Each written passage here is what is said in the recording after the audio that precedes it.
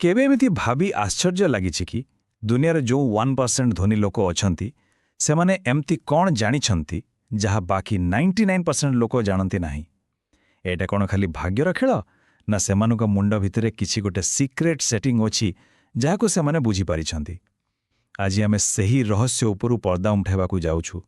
एक एमिति रहस्य जार संकेत प्राचीन वेदठू आरंभ करी आजिर क्वांटम फिजिक्स पर्यंत सबुठे मिले। तेबे एही सीधा सड़क प्रश्नरु ही आम आलोचना आरंभ करा जाऊ, कारण एही गोटिए प्रश्नरु उत्तରରେ ही सत कहिबाकू गले सफलता आ विफलतार अनेक बड़ बड़ रहस्य लुचि रहिछि। चालंतु टिके गभीरकू जाई देखिबा केमिति आमर भावना, आमर चिंताधारा आम वास्तवताकू तैयारी करि पारे। आजिर एही यात्रारे आमे मुख्यतः एई 5टी विषय परे कथा हेबा। प्रथमे समस्याटा कौन ताकू भल भावे बुझिबा आउ तापरे एहारे व्यवहारिक समाधान आड़कू जिबा जाहाकू आजि रातिरु ही आरंभ करा जाय पारिबो। तेबे चालंतु एही गभीर एवं रहस्यमय यात्रा आरंभ करिबा। हौ तेबे चालंतु आरंभ करिबा। आमर प्रथम विभागरे आमे एमिति गोटे धारणा विषय जानिबा जहा प्राचीन ज्ञान और आधुनिक विज्ञान भितरे गोटे पोल भली काम करे। आउ जेतेबेले आमे एटा बुझीजिबा सेतेबेले स्पष्ट होई जीवो जे काहेकि केवल दिन राति कठिन परिश्रम कले भी सफलता सबुबेले मिलेनी। आइनस्टाइन कहिथिले जे दुनियार सबु जिनिस शेषरे गोटे शक्ति ही।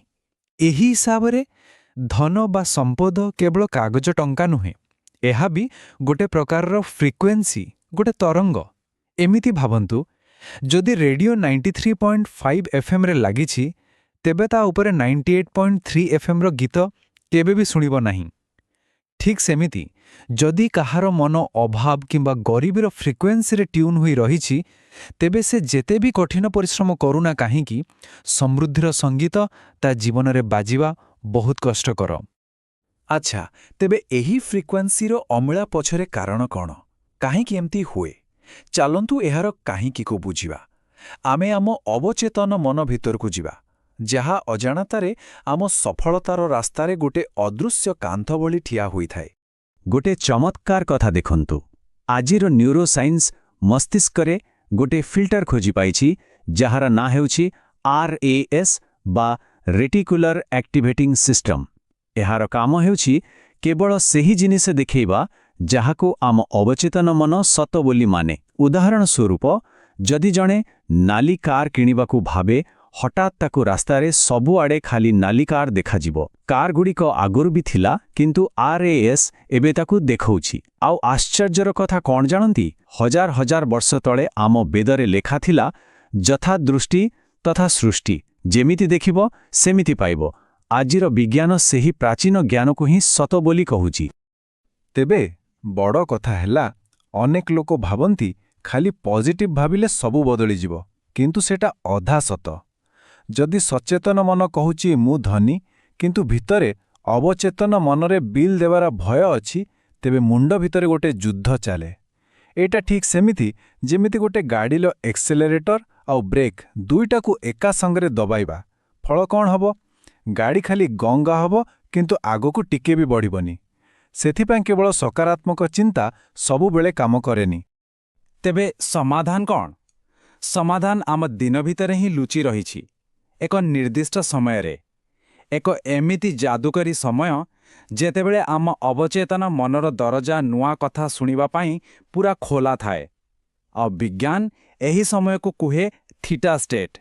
तेबे एई थीटा स्टेट कौन देखंतु। EEG मेशिन द्वारा वैज्ञानिक माने प्रमाण करिसेंति जे सोइबार ठीक पूर्वरु आउ उठिबार ठीक परे परे आम मस्तिष्क गोटे स्वतंत्र अवस्थारे थाए।